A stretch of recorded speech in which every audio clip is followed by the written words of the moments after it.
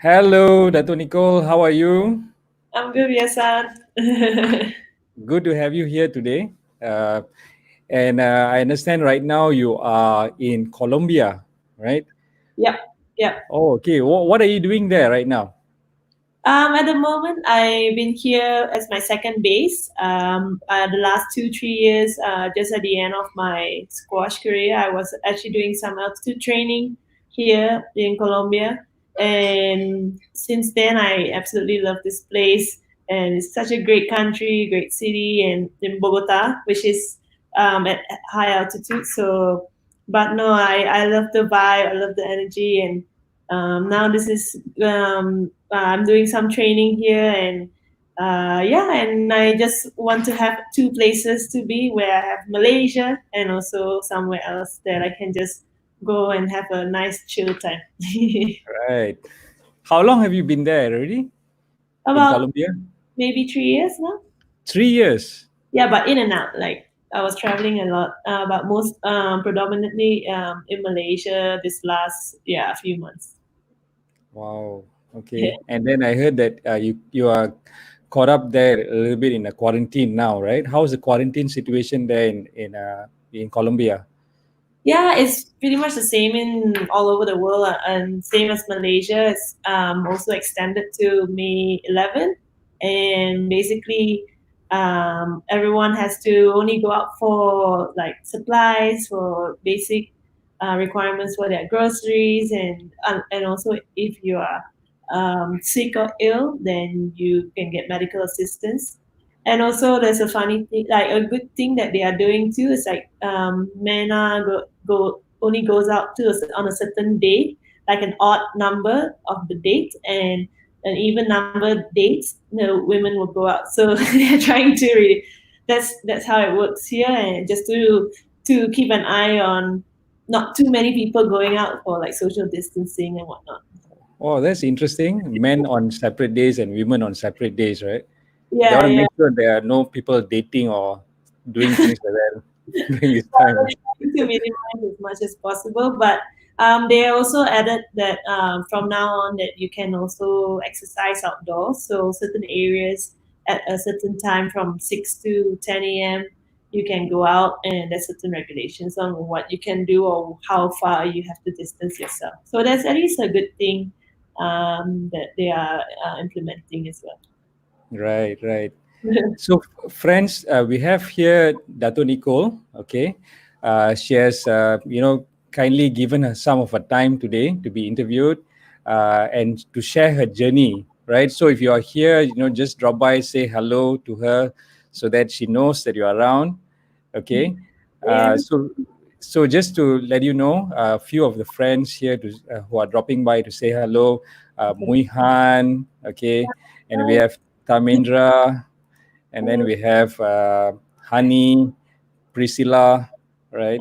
These are the early ones here today. Arvin, okay. Sheikh Rohan, he's actually from Malaysia, also he's actually part of the cricket side. Yeah. He's a fan, and then we have Anita, Sudha, Reka, all right. And then we are actually live on LinkedIn, okay.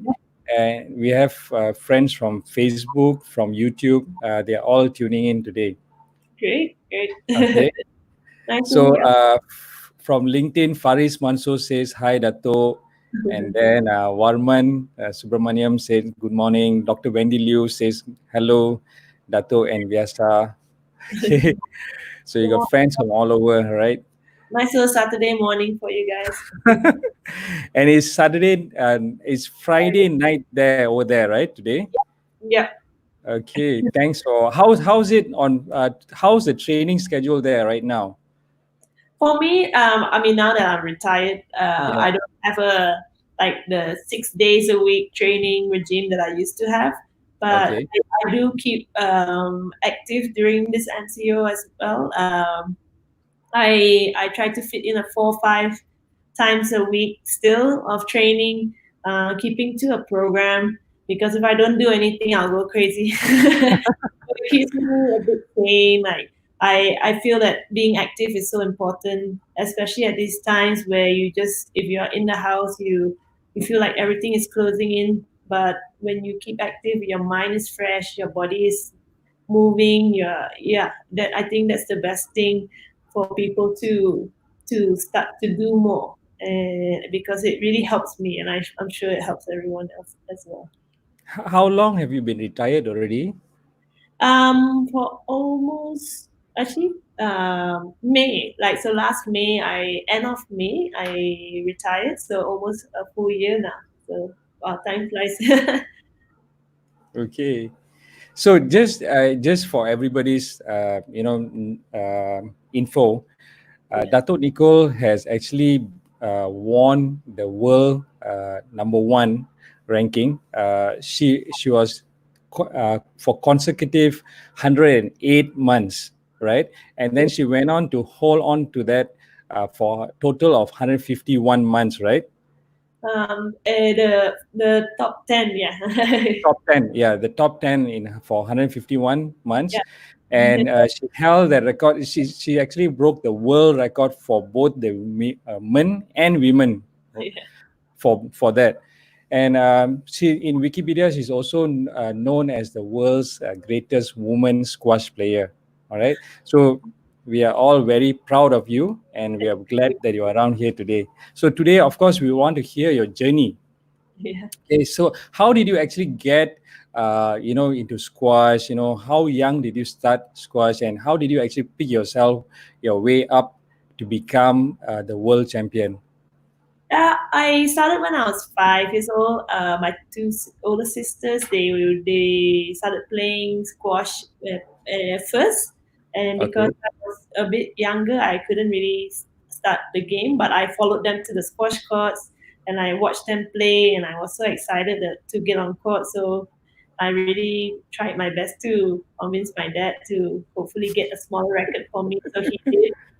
He cut the racket into half, um, and joined it up in the middle. And before you know it, they put me in a squash court, and I started hitting the ball at 5 years old, and I loved it ever since. The moment I went on court, it was just the way the game was. It was so fast. It was so you get your mind going, and I love running, so that helped too. And from then on, I just kept improving and got better with my sisters. I trained a lot with them, and they were my benchmark. I kept pushing to try to beat them one day. That, and things just got better. I managed to win tournaments in the juniors. I also won some senior tournaments at a very young age. And when I was 15 years old, um, I got very good assistance from the National Sports Council and the Sports Institute of Malaysia to just give all the expertise available with coaches, with physical trainers, sports psychologists, nutritionists. All these people were in my the last few years when I was 12, 13, 14. That's when I really improved. And when I was 15 years old, I won my first World Junior title. And that's when I realized that, this is what I want to do for the rest of my life to become world champion one day in the seniors. Wow. Yeah, At such a young age, at 15. yeah, Yeah. yeah. So That was the time that it really hit me that I could actually do something for myself in the professional tour. you were already playing some world level tournaments already during that time at 15. Um, Not officially because when I couldn't join the pro rankings at that time when I was playing because when you were a junior you couldn't enter the ranking list, but now you can. But I still played local tournaments in Malaysia and also senior events that are not in the pro tour like the Asian Championships, which I also won at the age of 14. I won a senior event, and that was Wow. huge. So that really gave me a light to see. Okay, I really want to do more and see where I can go with my squash. Okay. So, what are some of the things that you needed to do to become a champion? For example, like the training, diet, and a lot of our sports fans have been asking this question to you. Yeah, it was definitely a change to become a junior play squash player in to go into the professional tour. So when I was 18 years old, I decided to move to Amsterdam to work with Liz Irving. She is also a former professional top player and world champion for Australia. And she had so much experience. And I went to Amsterdam to work with her earlier in my like when I was 17, just for a month, and I really enjoyed how she offered her knowledge, how she put squash in a perspective that I had to learn that my what I have now is surely not enough to match up with to be not the top in the top 10.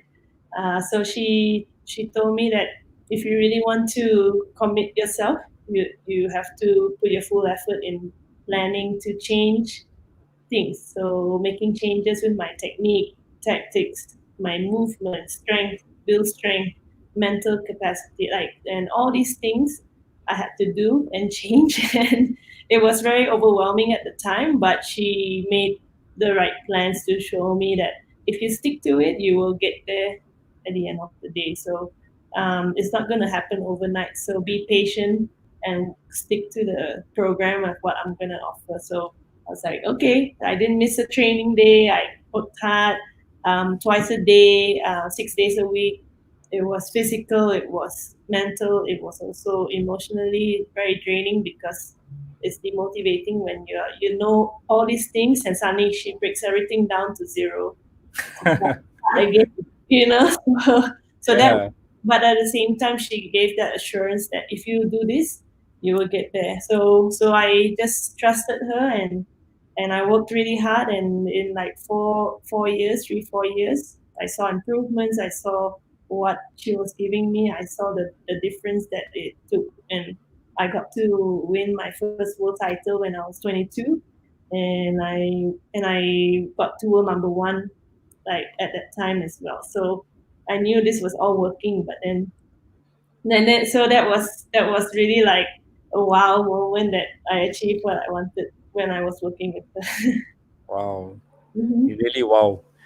And Yeah. what was the clear difference you saw when you were playing at the Malaysian level, Hmm. and what really was different at the world level?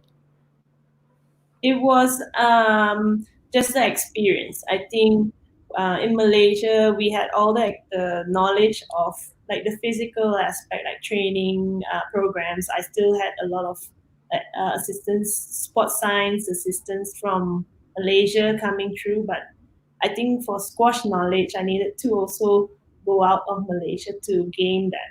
I needed to look for answers from people who have done it, but not just in Malaysia, because the level was very different in Malaysia as it was outside of the country. So I went to Amsterdam for that very reason, to gain that knowledge of what professional squash is all about and how to be at the very top of the pro circuit. And Liz had that knowledge to offer, so I had to go to the best to be the best. Right.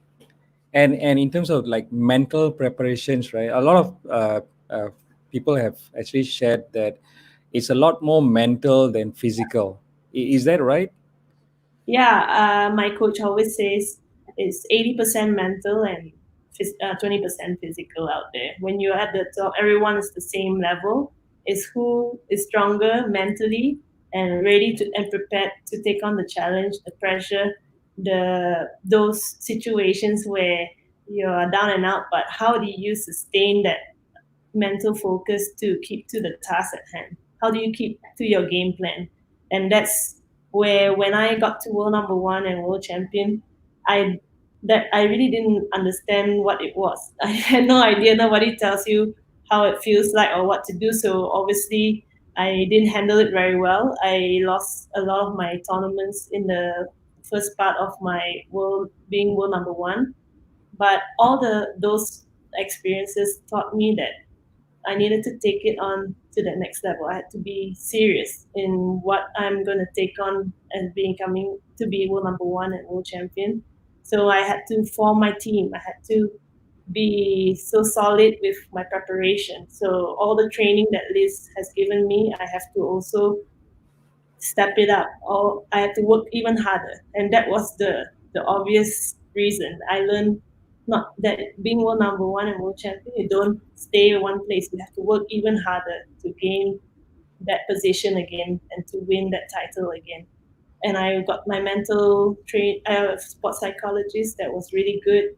He worked on all different aspects of different opponents, game plans, how to minimize distractions, how to minimize negativity, and create that positive environment around me to work towards the same goals.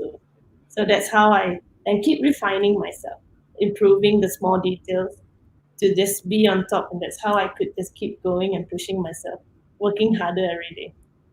Right. And Mhm. what was the reason, like, looking back many years back, right?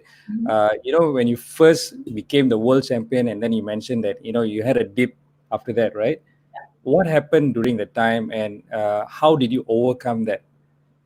It was a challenge because I was just expecting myself to be something, but I wasn't necessarily knowing how to become number one. I thought I had to do something else. I had to be something that everyone thinks this is it. But the basis of getting there and doing what I did was I worked hard, and I kept to the task, and that's what I knew that from that moment on, this is my position I want to be, and I feel that I want to take this on seriously, and I that's the turning point for me.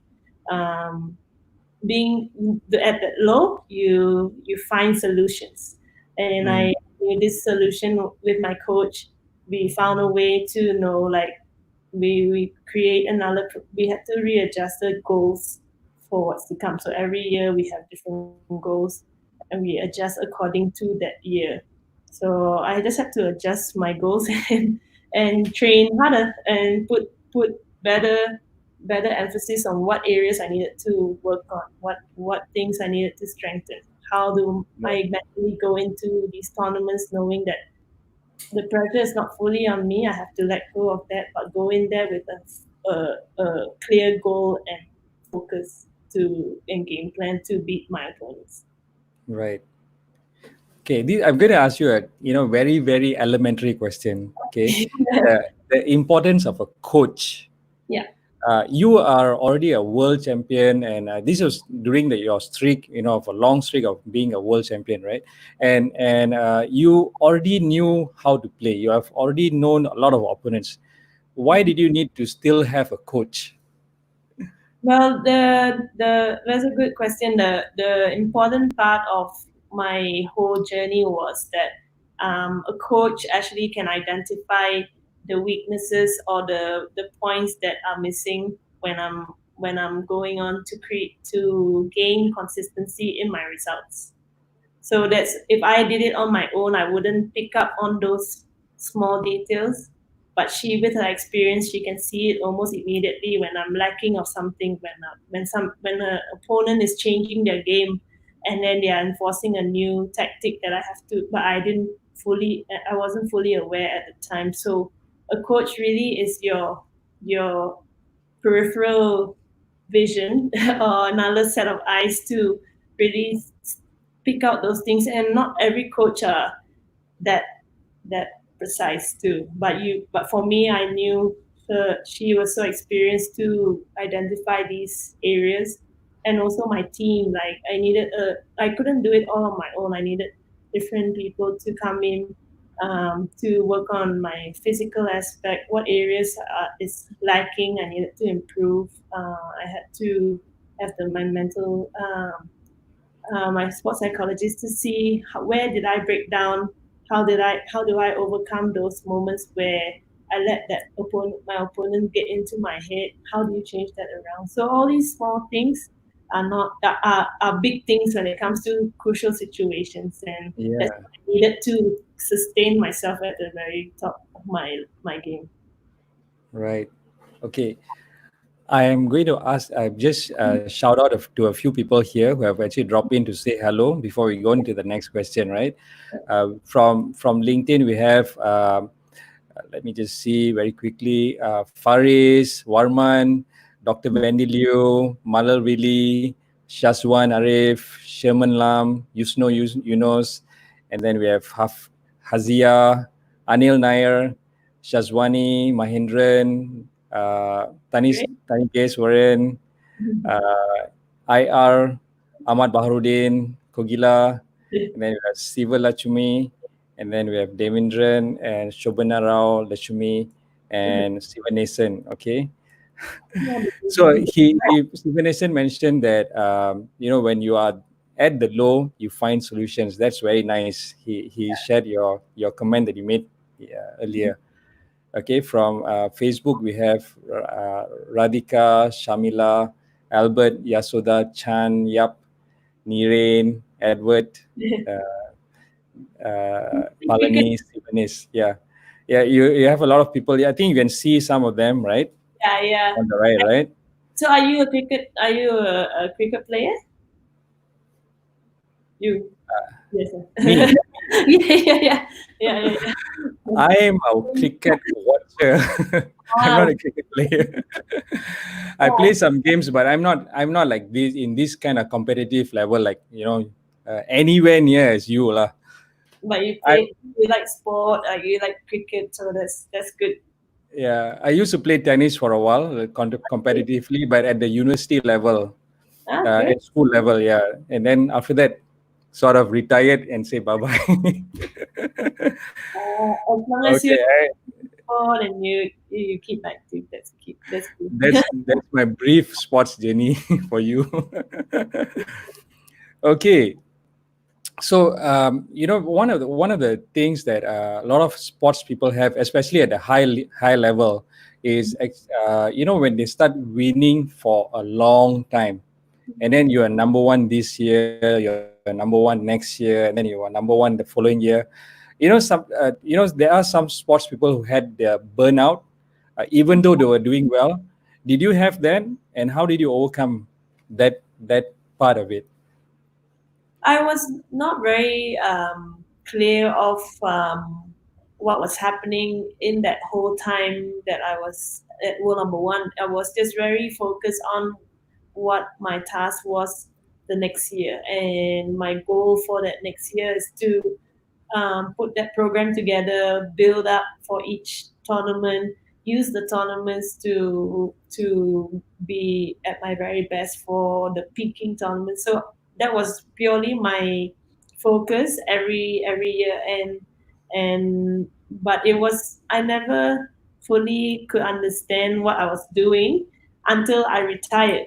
I only saw what I did in that 9 years at number one to be pretty to be really difficult. I went through a lot of tough times, having losses, obviously, and learning from those losses, how to overcome my different opponents that were changing their games, their style, and their tactics, and I had to strengthen myself mentally, but I never had a time where I was really like burnout. I think after that 9 years, I then broke. I really Okay. one of my eighth world title is when I gave it all. I came back from being losing to the best Egyptian player at the time, and she was 1 point from winning the world title, and I was down and out, but I still came back to win that. And I think after that moment, I think something broke inside of me. That I know this is done. But in my gut, I still knew that I wanted to keep playing, but the hunger wasn't fully there anymore. I think I used it all up. And I think 2014 was when everything went down for me. But no, but at the same time, everybody was pushing the level.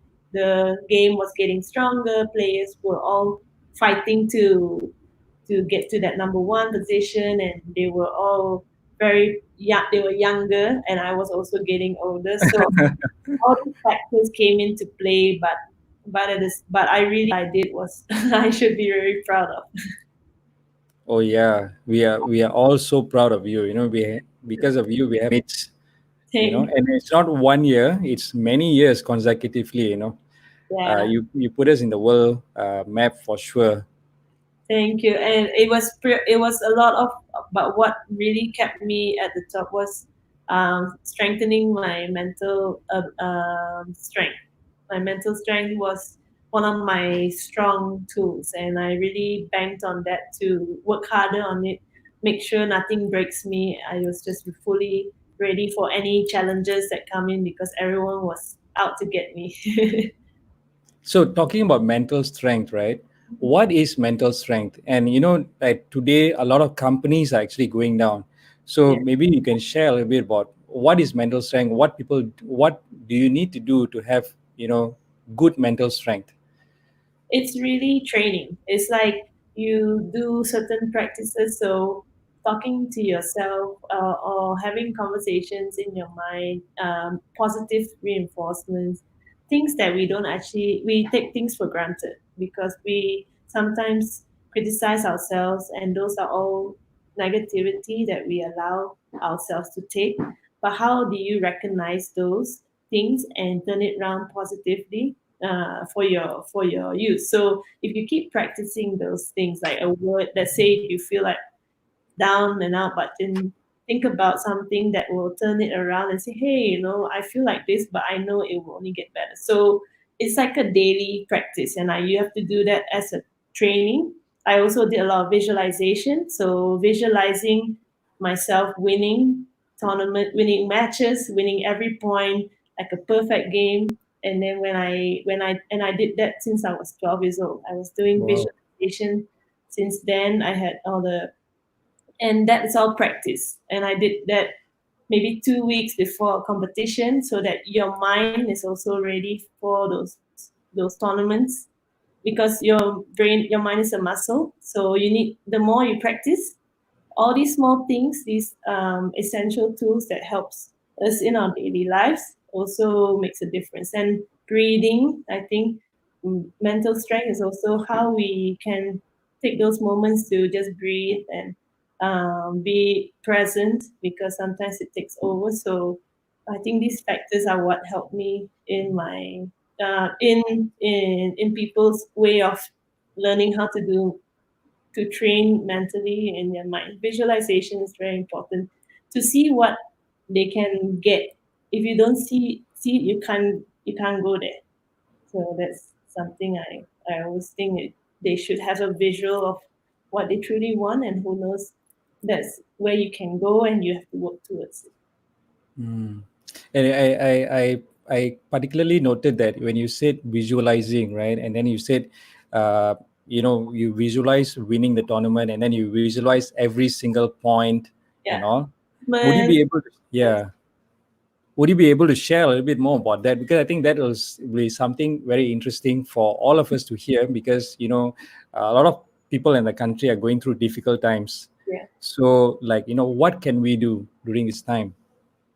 Yeah, I think what is really important right now is to keep positive. I think it's so easy to fall into the negative surroundings around us, or with our emotions taking over. It's okay to feel those emotions with anger, frustration. Obviously, I feel it too. It's only human to be frustrated, not being able to go out. But I think you can just let that happen, but then identify that it's okay, and then move forward. Take it yourself out of it, and do something that is positive, do something that you like, do something that makes you happy. Listen to music, exercise. I think exercise is so important. I always encourage people to do that. Dance, if it's not proper exercises, maybe dancing, maybe moving, maybe. And then communicating with family and friends is so important. Still having the social connection is, I think, is very crucial, because being sometimes a lot of people are on their own, so having that social connection really helps too. But I encourage everyone to just be compassionate with your family and people in your house. Do small things that will help each other to stay positive. And I think that's the key thing. And your mind is the most important tool. And if you can visualize good things, you and visualize stuff that you're gonna do after your MCO, or or things that you want to plan ahead for what's coming. So I think those are the things that I could encourage people. Right. Okay. So I think that's a very good sharing. It's good for all of us to hear that from you lah, because I know you have gone through tough times, stressed up times, and during your the whole Yeah. period, right? And then you got through it. Yeah. Um, so I've been seeing, like, in your Instagram right now, you have been sharing a lot of your exercise routines and all, the short 3 minutes one, the 7 minutes one. Yeah, And yeah. so what are you doing currently, and what are your plans moving forward? Yeah, those exercises actually is just things I've been doing, and friends of mine actually told me, why don't you just share it and we can at least follow you. And so I was like, are you really sure you want to follow? And like, so I tried it out just for a trial, and true enough, it had a good response. And so I thought, and it seemed like it got positive feedback. So I thought, why not share a bit more? So I'm gonna do just small things to hopefully help people in the process. But at the moment, I am after when I'm retired, I wanted to do three things to give back. From all the squash experience that I have, I want to give back in three ways, which is to first have my foundation to so give back to the youth and the kids, to empower them through sport, and so they can reach their full potential, to have dreams for themselves. So I want to have this foundation to encourage kids to fulfill their dreams in some ways and instill good values. The second thing I want to do is also to give back to the community and to women, to share my experience through motivational talks, through speaking on panels, through activities like these online, whether it's conferences. I want to help in some ways to share my experience and my life story to empower more people, especially women, that could see what I've done as like a living testament to what other women can be powerful and be and stand for their own grounds and to do what they want to do for themselves and for all that wants the encouragement as well. And the third thing is to give back to my sport. I want to also help in some ways with camps. I want to have squash camps either in Malaysia and also outside Malaysia to kids or university students. Recently, I was in the US doing some camps there, and in the universities in Yale and also in Denison University. So that's been fun for me. And I also want to have squash events to bring more squash events back in Malaysia, and also having a little tour around the world, hopefully. But to bring top professional players, and I did that last year in December. I brought four top female players, professional players, to play with our junior players in Malaysia. We had 130 kids all around Malaysia to get a chance to get on court with their professional top players and myself. And also the top players get to play a tournament, which is just exhibition matches in the evening, so that the juniors get to watch, and also our Malaysians get a chance to witness top professional players. Right. Oh, that's a lot at hand. Yeah, yeah. And more to come. These are all just the starting point of what truly is coming my way, and I'm so excited that I can give back in some ways and to see how much my squash has given me, that I want to share it with everyone else. I can see that you've already started doing all of this, right? Some of these at least.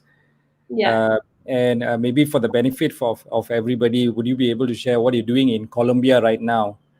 Yeah, the moment I'm in Colombia because it's also quite close to things that I want to do in the US. But at the same time, in Colombia, I'm doing my training.